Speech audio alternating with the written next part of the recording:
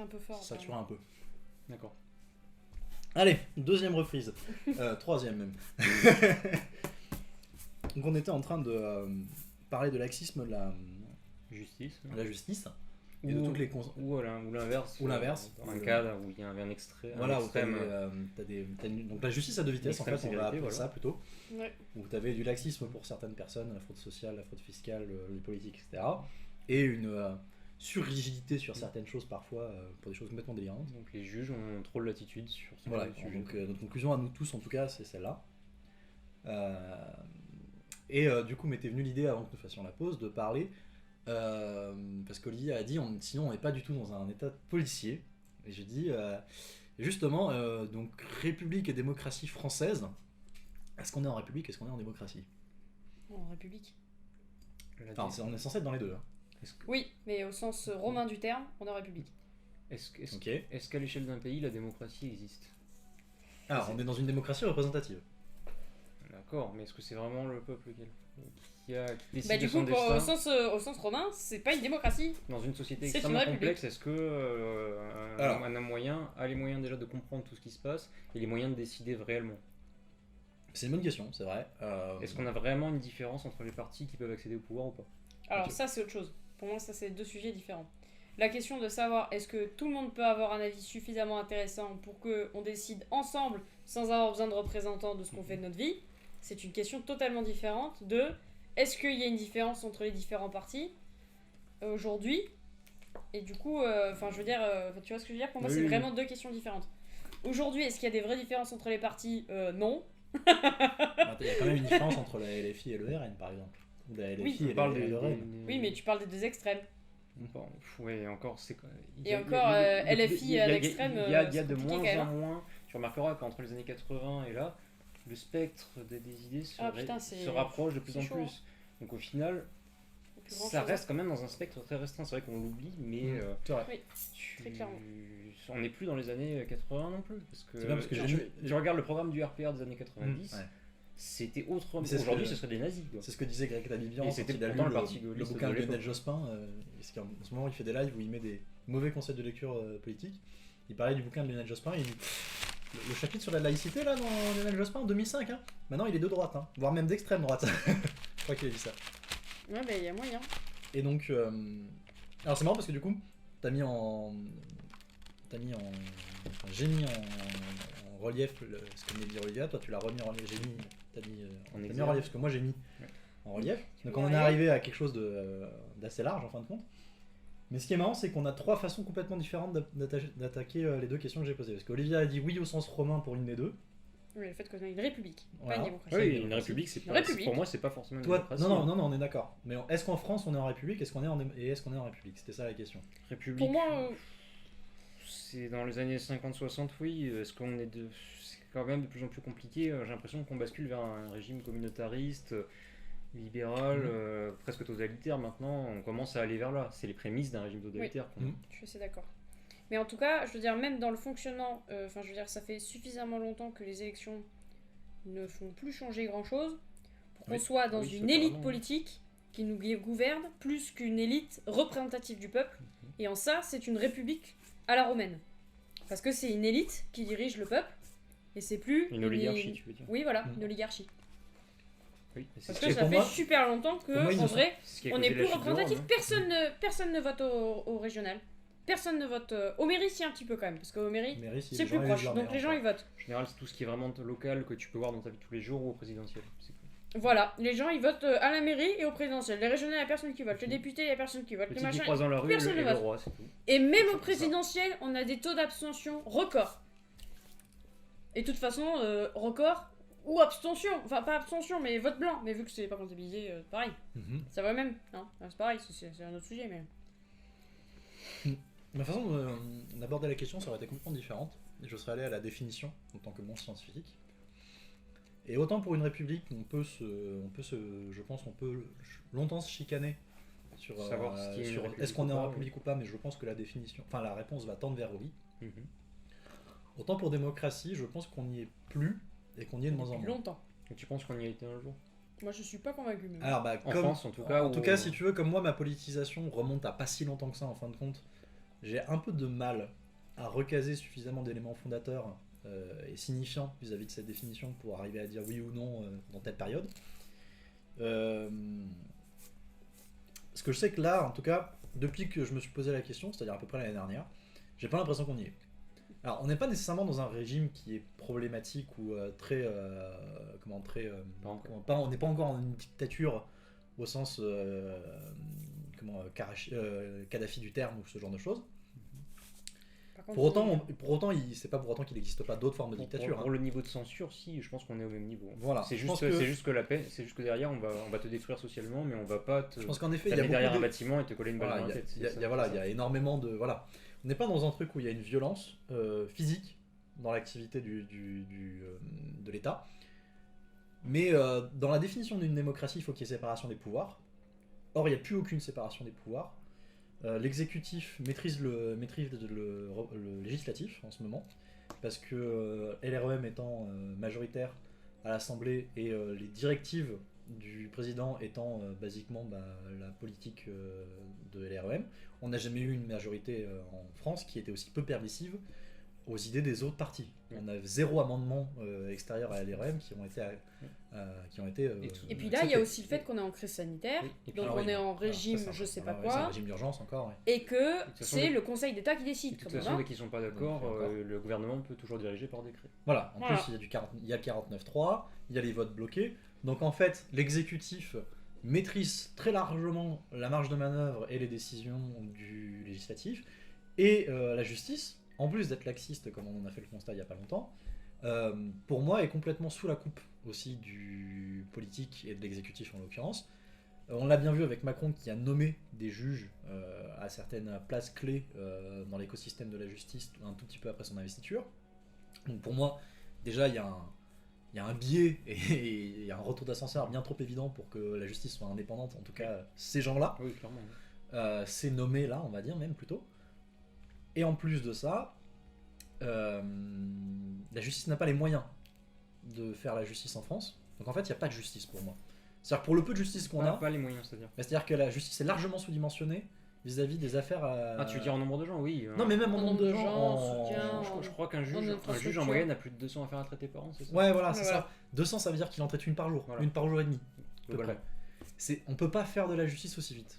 Point. Non, bien sûr, non. Donc en fait, en rentrant dans les détails, c'est pas possible. Voilà, en fait, donc soit on va faire de la justice à l'emporte-pièce, donc à la tête du client, comme tu disais, ce qui, je pense, est en effet une conséquence de ça. On parle pas du jugement lui-même ou de la procédure, on parle vraiment que de l'étude du dossier. De l'étude du dossier, de l'instruction du dossier. C'est-à-dire qu'il a 3 heures tous les matins ou 4 heures pour étudier. Voilà, c'est pas des conditions décentes pour faire une justice. Donc en fait, on a sous-dimensionné volontairement ça de manière à la rendre incapable pour beaucoup de choses en fait.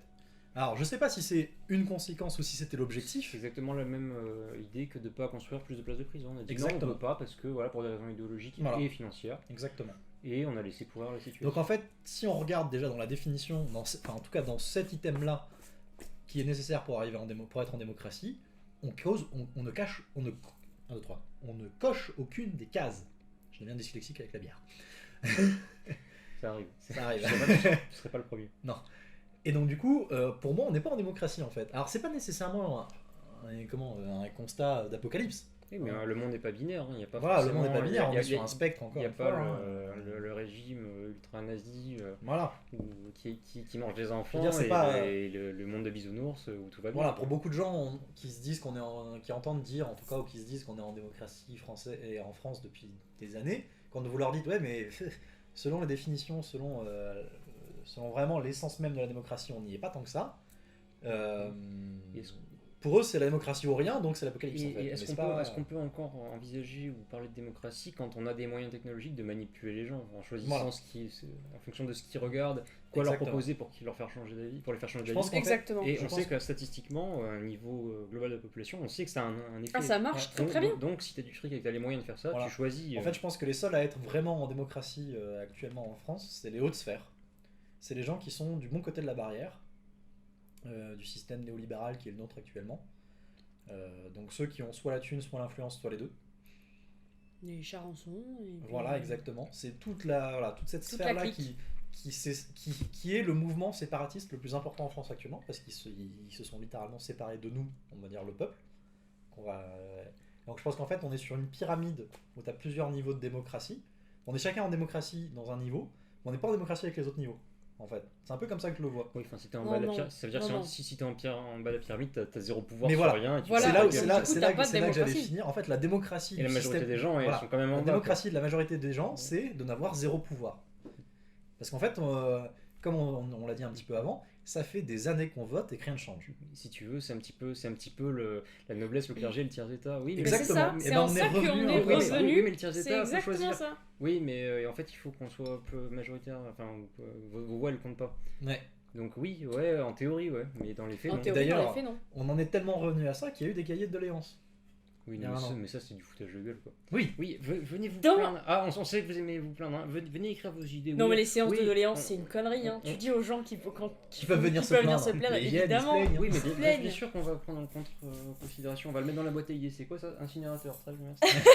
C'est- C'est un peu l'effet que ça m'a fait aussi. C'est clairement du foutage de gueule et que des gens y soient allés, y aient cru, ça me sidérera toujours. Mais après que des gens aient élu Macron, quand on voyait ces meetings, c'était creux. Je me suis dit non, c'est pas possible, on n'en est pas là. Mais si. Mais Si, c'est une coquille vide.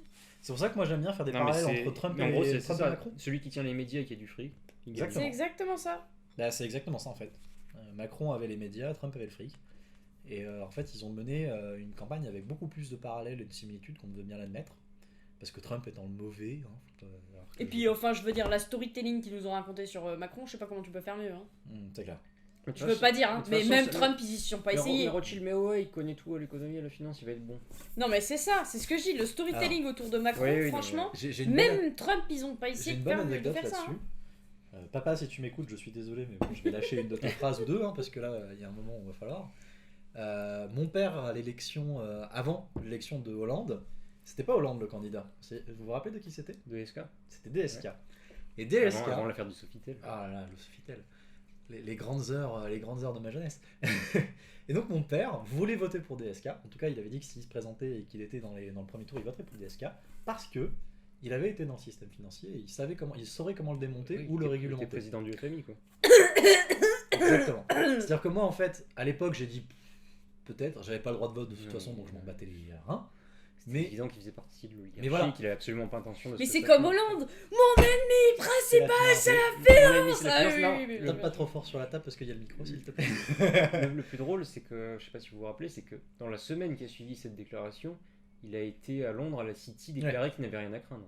Exactement. C'est surtout ça, et que c'était quand même Ça. médiatisé, donc Et c'était donc ridicule. du coup, on en arrive à des absurdités de ce genre. C'est-à-dire qu'en fait, des gens pensent que DSK aurait démonté le système financier ou l'aurait Voilà, réglementé. ils sont un peu cons. Ils pensent à la même chose parce que mon Désolé. père a pensé la même chose pour Macron.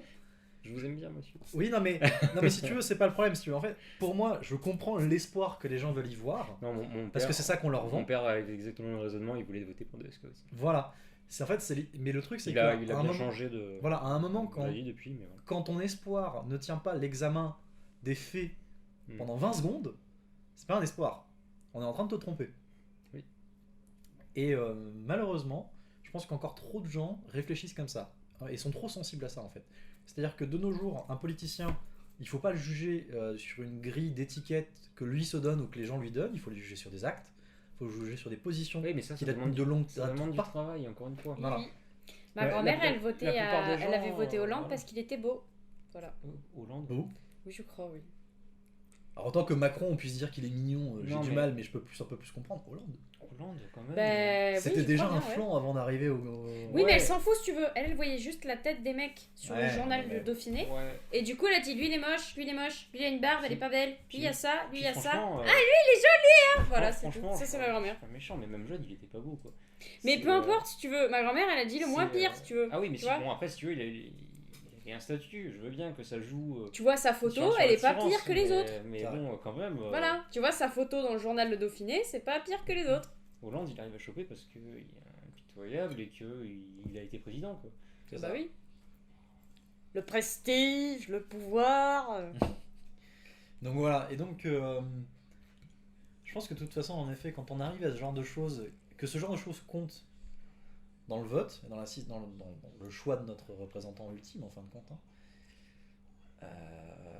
c'est problématique. C'est très problématique pour moi.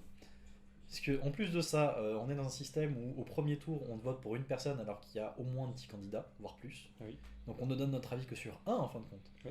Alors qu'il pourrait très bien y en avoir plusieurs qui nous iraient. On est sur un système tellement biaisé en plus à cause des médias et tout ça. Je pense pas qu'on soit en démocratie. Et quand j'en parle autour de moi, vraiment les gens pensent que j'ai une pensée apocalyptique. Ouais, Et, ça dépend où, ça dépend qui, mais oui, je pense. Après, ça va être de plus en plus évident. Mais du coup, est-ce que vous seriez d'accord, par exemple, pour changer le système de vote et passer au jugement majoritaire? Oui. Au moins, par exemple, pour le premier tour. Oui, mais même le deuxième tour en fait. T'as plus besoin de deuxième tour en fait. Franchement, Normalement, j'aurais vraiment pas majoritaire. été pour ça, même il y a relativement peu de temps. Je reste quand même sur un système, côté gaulliste, je reste Ouais. quand même sur un système relativement presque monarchique, quoi. Ouais. Mais vu ce qu'on se tape aujourd'hui, vu la qualité.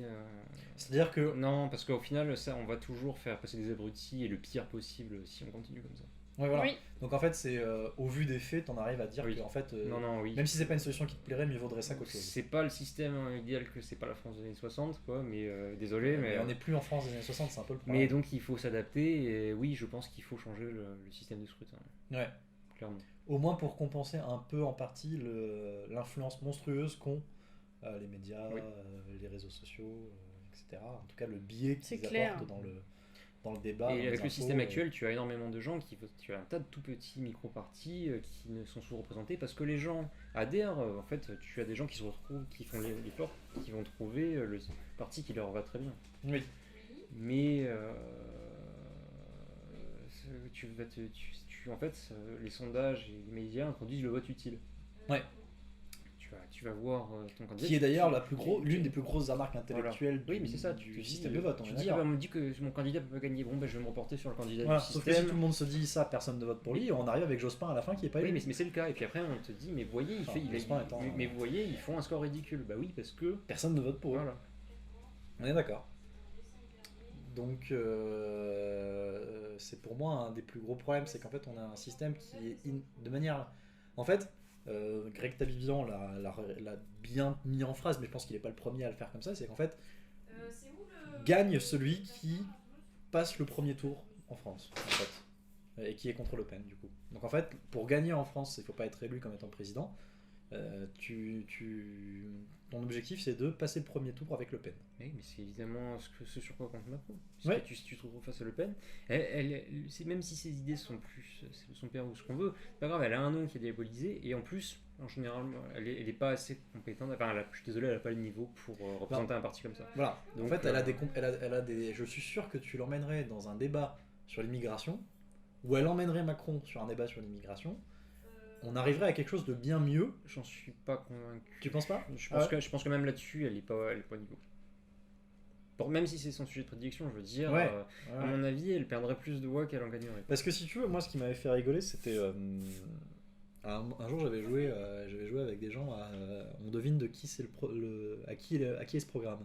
On prenait les programmes, on les réécrivait sur un Word, mais en mettant pas les étiquettes. Les programmes de l'époque. Les programmes de l'époque distribués pour les présidentielles de 2017. Et j'ai dit voilà, devinez qui a ce programme-là, qui a ce programme. Et ce qui était marrant, c'est qu'en fait, on avait segmenté l'économique et le reste pour faire une différenciation, parce qu'en fin de compte, c'est beaucoup ça en fait.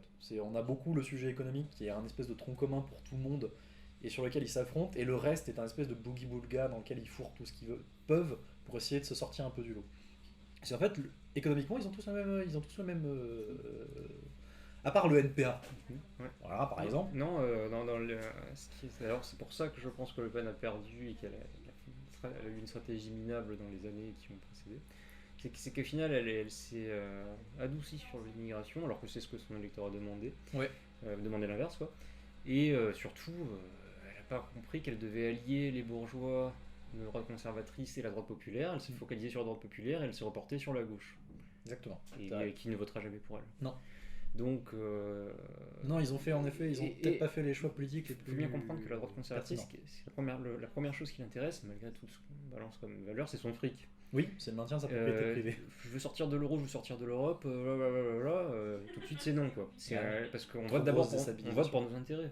Et d'abord nos intérêts financiers. C'est comme ça. Ouais, pour eux en tout cas, ouais. Et c'est vrai que c'est. Ah oui, alors c'est sûr que le prolo qui a rien de côté, lui, il s'en fout de. Ce que je suis, en fin de compte. Oui. J'ai mon bac plus 8. Oui, c'est bien ce que je dis, mais si c'est pas la même chose que si tu habites à Neuilly, que tu as 3 baraques. Ah, on est d'accord. Voilà, et de l'argent en banque. Bien sûr. Mais on en avait d'ailleurs discuté une fois, je crois, avec toi. C'est que les gens, plus ils vieillissent, plus ils deviennent conservateurs et de droite. Et plus les jeunes. Parce qu'ils avaient du capital jusque-là, est-ce que ce sera encore vrai aujourd'hui? Voilà, alors ça va changer avec les prochaines générations, en effet, on est d'accord. D'ailleurs, je pense que si ça arrive, il y aura une fenêtre de changement politique non révolutionnaire, mais du coup à peu près efficace. Il faudra voir l'état du pays à ce moment-là. Mais voilà, ça va arriver trop tard pour moi, ça va arriver beaucoup trop tard. D'ailleurs, François Bégodeau est tout à fait d'accord là-dessus. C'est celui qui a écrit l'histoire de ta bêtise. Je sais pas si ça te dit quelque chose. L'histoire de ta bêtise, c'est comment il explique comment la bourgeoisie est devenue un bloc et comment elle a réussi comment dire, à hijacker tout pouvoir. Mais tout, vraiment, genre, elle a rien laissé au peuple. Et le peuple s'est laissé faire. C'est pour ça qu'il appelle ça l'histoire de ta bêtise. Parce qu'en fait, c'est la sienne aussi. Voilà, du coup, il explique ça, c'est assez intéressant. Bégodeau, il a toujours un discours. Alors, c'est un espèce d'ovni, hein, c'est comme un Michel Onfray dans le milieu français. Tu sais pas d'où ils sortent, ces mecs-là. Enfin, si, tu sais d'où ils sortent, mais tu sais pas comment ils ont survécu au marasme idéologique qu'est la France actuellement. Et toujours des gens depuis 20 ans qui s'en sortent. Hein, alors Onfray a tenu parce qu'il a su s'ancrer localement avec ses universités libres quand il fallait. Il est très prolifique, je crois qu'il écrit 3 bouquins de moyenne par an, un truc comme ça, depuis 30 ans, je crois, ou quelque chose comme ça. Mais donc, Onfray, en fait. Après, Onfray, voilà. C'est très symptomatique de la gauchisation de la politique en France, en fait. Si tu veux, il aurait été vraiment considéré très à gauche dans les années justement 60-70. Ouais. Globalement, enfin c'était dans un truc actuel, mais la France est tellement gauchisée qu'aujourd'hui il y en a presque qui le traitent d'extrême droite. Bah lui est souverainiste, c'est comme ça qu'il se définit. Oui, mais il est souverainiste, mais de plus en plus sur les sujets de l'islam, d'éducation, de choses comme ça, il est classé de plus en plus à droite. Ah oui, bien sûr. Ah oui, parce que lui il est pour un contrôle, pour un contrôle du peuple. Et il se fait traiter il se fait classer à droite pour ça. La seule vraiment différence entre un et droite, c'est que lui il déteste les religions, c'est tout. Bah, il est pour une laïcité stricte. Ouais, non, mais moi je les suis sur les réseaux sociaux, des choses comme ça. Ouais. Il a clairement des biais très très anti-religieux. Quoi. Mais il est honnête, il le fait pour toutes les religions. Oui, voilà, c'est ça. Il est au moins pour une laïcité stricte, c'est-à-dire qu'en fait, tu as une religion. Très bien, viens pas me faire chier avec. Mais non, voilà. Bon, bah, du coup, on a clôturé le chapitre de la démocratie et on va dire du survolage de l'organisation de l'État, c'est pas trop mal. Est-ce qu'il y a un truc auquel on n'a pas touché? Est-ce que tu avais déjà prévu d'autres? Non, j'ai noté vite fait tous les sujets sur lesquels on pourrait rebondir à un moment ou à un autre, mais on a quand même. Ça dépend. Est-ce que tu veux parler de sujets plus sociétaux comme le féminisme du Ouais, coup, c'est vrai qu'on est passé un peu vite sur le féminisme, je sais pas. Après, c'est vrai qu'on a été vite, mais. Mais c'est un peu le problème, c'est qu'on rebondit vite sur beaucoup de choses. On a vite rebondi. Oui, et puis, j'ai pas d'avis ultra tranché non plus encore sur le féminisme. C'est vrai que tu es encore une jeune féministe. Exactement. Est-ce que tu as un autre sujet duquel qui te tient à cœur? Dans le féminisme, on peut aussi, mais. Ouais, mais là. Parce que par exemple, tu vois, moi, il y a un pan de toute la réflexion féministe sur lequel j'aimerais bien m'enseigner un jour si j'ai le temps. C'est le féminisme et l'islam. Parce qu'on parlait justement de la compatibilité de l'islam avec le système français et le système intégrationniste français. L'islam appliqué, enfin c'est surtout toutes les... Si tu veux, c'est comme toutes les religions, ça dépend comment tu l'appliques. Le judaïsme et le christianisme ont pris plein la gueule par la République pour renoncer à pas mal de coups de façons de procéder. Alors le problème c'est que l'islam, si tu regardes l'islam actuel qui est en France, en tout cas pratiqué tel qu'il est pratiqué par beaucoup de gens, c'est peut-être légèrement incompatible avec le féminisme tel qu'il est conçu aujourd'hui en tout cas. Mais surtout le néo-féminisme qui est lui incompatible avec l'islam, même l'islam le plus light, soft, light qu'on pourrait imaginer. Voilà, mais après je pense que, comme on disait, je pense que 80% facilement des musulmans en France sont juste des gens qui pratiquent l'islam dans leur vie privée et qui veulent juste qu'on leur foute la paix. Je vois pas pourquoi cela serait incompatible avec le féminisme actuel, si tu veux. Enfin, avec le féminisme pas actuel, justement, et pas avec le sauf que néo-féminisme. quand ils représenteront la majorité de la population, est-ce que tu crois que c'est un terreau? C'est toujours pareil. Voilà, c'est ça. Le problème, c'est que Si ça arrive, c'est déjà. qu'une culture, une façon de procéder, c'est un terreau. Donc si tu veux. Puis, Si tu veux... surtout, je veux dire, moi, ça, c'est un truc qu'il faudrait qu'on discute avec les filles, justement. Sabah, machin, tout ça. Sabah, parce Yasma, que, Oui, Asma, ce serait peut-être plus Mais c'est cohérent, le prochain, effectivement, d'en discuter avec des Parce personnes que, concernées. franchement, tu vois, je veux dire, j'en avais Qui sera discuté vraiment un débat, légèrement ce avec Boutaina, Ouais. justement. Et elle On me pourrait inviter aussi, disait, d'ailleurs, elle me parlait de son père, machin, tout ça. Et ses parents n'attendent qu'une chose, c'est que c'est bien les études. Mais Mais qu'elle trouve un trouve mari. un Trouve un mec. Trouve un mec et fait des gamins. Voilà. Et Ouais. trouve-toi un mari d'une certaine. C'est une Elle, non. stature, non? Non. Là, apparemment, non. Ils en sont arrivés au Là, point de ses parents désespoir. sont. ouais. Non, ils sont pas des espoirs. Parce que si elle C'est arrive. juste qu'ils sont particulièrement ouverts, ses parents. Parce Elle m'a vraiment parce que expliqué si elle ses arrive, parents elle leur étaient dit ouverts, bonjour, je vous etc. présente Simon, il est israélien, est-ce que ça va bien passer quoi? Là, je sais pas, par contre. Tu vois, Ouais, je est-ce qu'il y sais a pas, pas je la des- connais pas jusque-là, mais C'est vrai, c'est vrai. en tout cas, dans la façon dont elle m'a expliqué la chose, enfin, je veux dire, déjà, elle est partie en France alors que sont restés là-bas. Et si tu veux que ce soit même un catholique, elle s'en fout, que elle est vraiment pas là-dessus, elle D'accord. sait que. Enfin, j'ai senti que en tout cas, ses Et- parents étaient ouverts là-dessus. Et d'après elle, est-ce que c'est courant ou est-ce que c'est. Non, c'est pas courant, par contre. D'accord. Bon, la façon dont elle m'a clairement expliqué, c'est que typiquement, déjà, les femmes qui partent pour faire des études, c'est pas si courant que ça. Qui, à son âge, continuent à être célibataires et à continuer à faire des études, c'est encore moins le cas. Enfin voilà, donc elle est dans une famille où elle dit que franchement, elle trouve que ses parents sont vraiment ultra attentionnés avec elle, etc. Mais typiquement, là, elle va aller cet été au mariage de son frère, qui est 3 ans plus jeune qu'elle. Ah oui. Voilà. Elle a quel âge à peu Elle a 3 ans plus que moi, un truc Ouais, comme elle ça, doit avoir 3-4 ans 3 ans, plus quelque que chose moi. comme ça. Elle est en postdoc, donc elle a fini sa thèse Tu sais, il y a 2 ans. il n'y je a crois, pas un si truc comme ça. longtemps, c'était pareil ici. Hein. Mon Oui, je père, sais. Mon père, c'est pareil. Ouais, t'as 22 ans, faudrait que tu te maries quand même.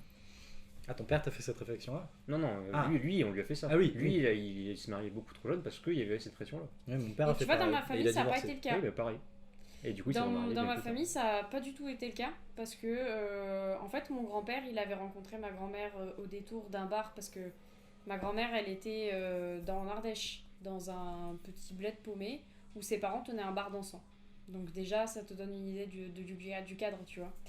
Et en fait, Déjà donc, le mon père à grand-père, l'époque. ouais, voilà, c'est exactement ça. Et donc, mon grand-père l'avait repéré. Mhm. Mais il a attendu d'avoir la thune. Il est Pour pas parti à la pouvoir guerre acheter- entre les deux? Non, Non. non, tu rigoles quoi. Non, Mon bon, je sais grand-père pas, à la ouais. guerre. J'aurais pu te. Non, c'était pour te taquiner. Ah non, voilà. non, mon grand-père il était un Emma qui va. Et encore, il était pas à la résistance. Il est allé se planquer dans un coin, qu'on ne vienne pas l'emmerder. Mais Il s'est fait invalider au niveau de pour la guerre de. au niveau de la guerre et puis c'était terminé. Hein. Non, il n'y est pas allé. Dans la guerre d'Algérie, ils étaient pas obligés d'y aller. Hein. Non, non, Celle bah non. qu'il aurait dû faire, c'était la deuxième. Parce que, Ah, la deuxième. un petit peu, il a connu, mais il était trop jeune en fait, en fin de compte. Ouais. Il était jeune et puis bref, donc il a réussi à Ce se qui est le cas démerder. de beaucoup de nos grands-parents en fin de compte, hein, parce qu'on arrive dans la Oui. génération où c'est compliqué Oui, là pour y c'est avoir ça. raté. Et du coup, non, donc lui, il a attendu d'avoir de l'argent pour pouvoir acheter la ferme. Et une fois qu'il a pu acheter la ferme, il est allé demander en mariage ma grand-mère, qui était donc là-bas. Et donc, ils se sont mariés très tard pour leur génération. Ils avaient quasiment 30 ans tous les deux. Quoi. Et donc, ils ont commencé, ils ont eu Oui, deux gamins.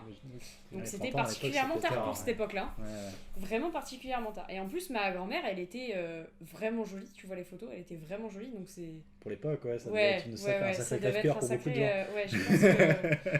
Je sais pas comment est-ce qu'il a préparé son coup, comment est-ce qu'il a fait pour se la garder sous le coude, tu vois, typiquement, je sais pas. En tout cas, lui, Alors, il l'avait gardé, il l'avait vraiment vu avant, et il est allé retourner la chercher après, quoi. Alors qu'elle Alors, était si fille tu veux, unique. les histoires de cœur et de meurtre de l'époque étaient toujours, je pense, beaucoup plus rocambolesques que de nos jours. Parce que Ça, quand moi c'est je moins sais par qu'on puisse exemple que dire, quoi. mon. Alors c'était mon arrière-grand-père qui a ramené mon arrière-grand-mère de Corse. Ils étaient pas mariés et ils avaient des enfants. Ouais, mais c'est Elle a quand même, ramené- ça reste des exceptions. Quoi. Oui, il a oui, ramené c'est des une exceptions, très clairement. Corse et il l'a pas mariée avant de lui faire des gamins. Dans l'époque, ça me paraît compliqué quand même. C'est clair. Ça Et du expliquerait coup, ce pourquoi qui est-ce fait qu'on que entend dans ma aujourd'hui qu'il famille, en avait fin de compte, ça a jamais été un problème, quoi. Il avait un prix sur sa tête en Corse. Tu m'étonnes. Hmm. Mais oui, du coup, D'accord. ça a fait que donc, Pas ma prendre à la grand-mère, légère. elle avait Ouais. eu ces deux gamins, ils ont 2 ans d'écart, du coup, elle les a eu assez rapidement. Mais voilà, quoi, elle était quand même particulièrement âgée, ce qui fait qu'aujourd'hui, ma grand-mère, elle approche des 90 ans. Et comme ma mère, elle les a fait vachement tard parce qu'elle a fait des études, donc Ouais. même si elle n'a pas fini sa thèse, bah, elle l'a fait. Parce qu'en fait, à l'époque, en sociologie, la thèse, c'était pas bac plus 8, c'était bac plus 9. D'accord. Oui. Ouais. Donc en fait, elle l'a arrêté à bac plus 8. Et il lui restait 6 mois, je crois, comme ça. Mais elle l'a pas fini du coup? Non. Ah, Elle a jamais fini. ah oui, d'accord. Mais c'est un petit peu bête quoi. Oui, mais c'est parce qu'en fait, elle a eu un souci. Typiquement, on parlait du racisme. Et en fait, elle s'est fait virer parce que elle habitait à Montélimar. Et donc, du coup, elle avait une CTU à Aix pour faire sa thèse à Aix, Aix-en-Provence. Et en fait, il y a eu une black de Marseille qui voulait une place en CTU à Aix. Et la CTU, pour pas être traitée de raciste, elle a viré ma mère qui venait de Montélimar, donc de 1h30 de route, pour problème de la accepter la blague. discrimination positive dans tous les domaines qui est énorme. Exactement. Et donc du coup, ma mère, elle s'est retrouvée du jour au lendemain à 6 mois de la fin de sa thèse, sans logement. Et c'est pour ça qu'elle a dû arrêter. Et c'est pour ça qu'elle a arrêté. Parce qu'en fait, derrière, du coup, elle est allée chez une amie à elle, mais elle supportait pas rester tout le temps chez elle parce que ça la gênait. Du coup, elle s'est mise à traîner, et comme elle s'est mise à traîner dans les bars, machin, tout ça, elle a rencontré mon père. Ah d'accord. Et voilà. Le jour où elle a rencontré mon père, elle a voulu faire le mur, sauf que c'était fermé, et du coup, elle est restée. Et voilà, et du coup, elle a fait des gamins, et puis c'était terminé. Du coup, elle a jamais fait sa thèse. C'est triste, hein. Du coup, elle m'a dit, tu finis ta thèse. Toi, tu finis ta thèse. Ça, je sais pas comment tu peux le faire 6 mois avant la fin de... Ouais. En fait, elle a arrêté de bosser un peu avant, parce qu'à partir du moment où... On n'est pas là sur le moment. Enfin, tu vois ce que je veux dire. Au moment où elle a décidé d'arrêter dans sa tête, si tu veux, il restait que 6 mois. Mais ça faisait déjà 3-4 mois qu'elle avait arrêté à partir du moment où elle a été virée de... Tu vois ce que je veux dire? Oui, c'est-à-dire que si tu fous plus rien depuis des mois et que... Voilà, c'est ça, ça fait 3-4 mois que tu fous rien parce que de toute façon t'es pas chez toi, du coup tu t'arrives pas à trouver bien sûr. l'envolonté et tout ça, vu qu'en plus à l'époque, en thèse t'étais pas payé, t'es pas dans un labo, la socio c'est uniquement t'as le nez dans les bouquins et puis tu te débrouilles quoi. Hein. Ça c'est quand même un autre niveau, hein. Ça n'a rien à voir par rapport à nous quoi. Si c'est pas un sujet qui a un intérêt, de toute façon oui. Ah si, ça l'intéressait de ouf. Non mais un intérêt pour des gens et en général c'est quand même... C'est ça. Elle, en l'occurrence elle avait fait sa thèse sur les adolescents. Parce qu'en fait à l'époque elle voulait pas avoir d'enfants parce qu'elle aimait pas les jeunes enfants, elle voulait avoir des adolescents directs. Parce qu'elle trouve que c'est la meilleure époque. Bah il faut les adopter quoi, mais... Bah oui, mais non, du coup elle a juste patiemment attendu. Elle a juste attendu patiemment. Parce que du coup c'est le moment où il commence à avoir un avis, et c'est le moment où il commence à se forger des idées, et elle trouve ça juste fascinant. Et donc elle avait fait sa thèse sur les étudiants, et sur comment est-ce qu'ils vivent sociétalement parlant, hein, comment est-ce qu'ils vivent cette période-là quoi. Voilà, c'était son sujet de thèse. Du coup aujourd'hui, elle pourrait en théorie tout reprendre aujourd'hui. Ouais, et par contre, il faut qu'elle recommence tout, quoi, parce qu'aujourd'hui, ça a tellement bougé, ça a tellement changé. C'est ça, tu vas soutenir devant un jury de thèse, ils vont te dire, mais madame, vous avez 30 ans. Ah, mais c'est pour ça qu'il faut tout refaire aujourd'hui. Aujourd'hui, il faut reprendre là où elle a fait et rattraper les 30 ans derrière, quoi. Oui, mais du coup, c'est une autre thèse. Voilà. Donc, c'est un autre travail aussi, parce que... C'est un autre travail, c'est une autre thèse, et du coup, le je sais pas si tu peux le faire sans un directeur de thèse, il faut trouver quelqu'un qui accepte.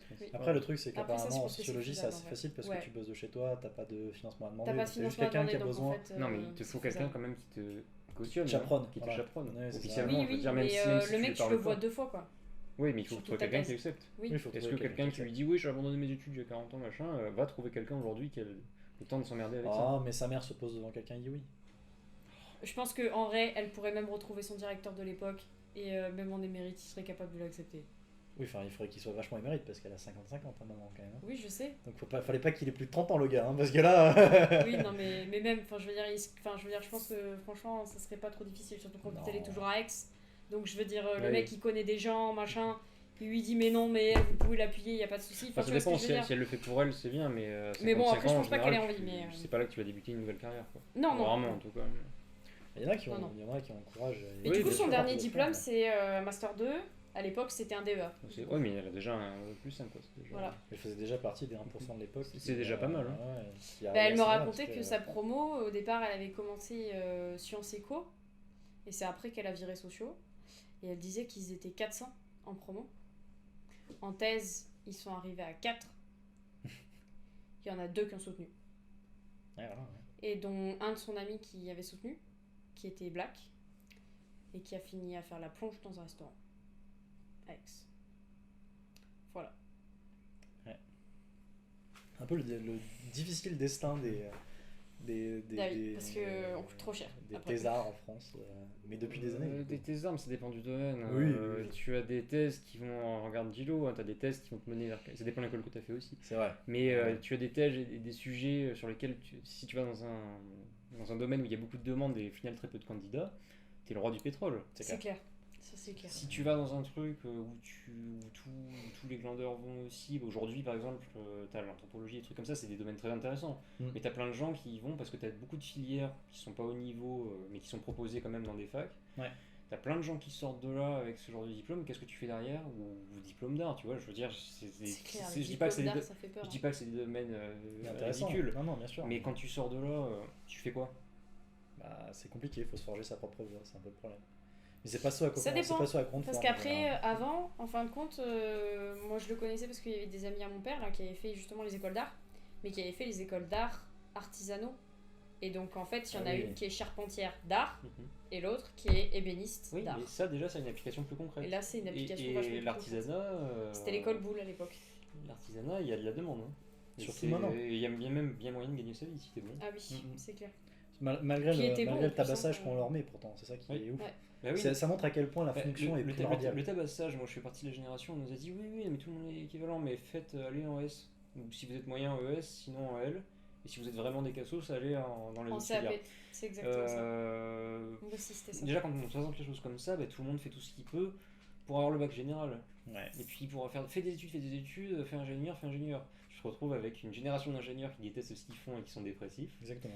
Et on manque énormément d'artisans ou de travail manuel. Du coup, ce qui est assez amusant, c'est que les gens qui sont sous-payés et dépressifs, c'est ceux à qui ont suivi les conseils qu'on leur a donnés et qui ont fait des études. Avoir un diplôme pour avoir un diplôme, c'était la réflexion qu'on se faisait. Et ceux qui sont heureux dans leur vie, au final, le plus souvent, c'est des artisans. Il y a eu une étude même qui si on avait été menée. effectivement. Tu sais, il y a 5 ans, il y a eu une floraison des food trucks dans les grandes villes.